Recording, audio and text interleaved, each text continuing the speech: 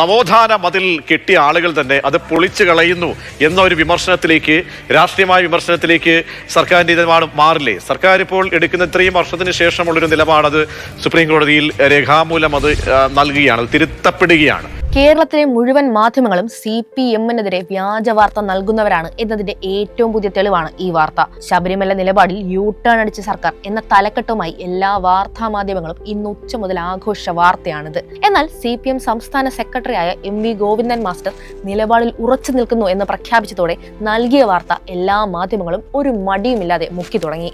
ഒരു നിലപാട് മാറ്റവും ഞങ്ങൾ പറയുന്നില്ല.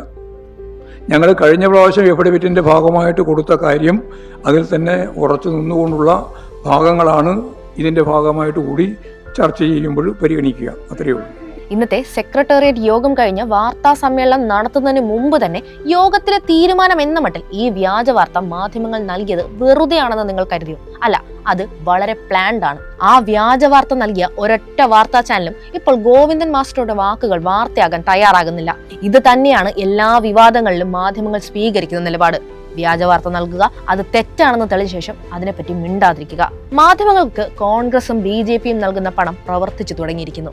അല്ലെങ്കിൽ ഒരടിസ്ഥാനവുമില്ലാതെ ദേ ഇങ്ങനെ നുണ പറയാൻ മാധ്യമങ്ങൾ തയ്യാറാകില്ല.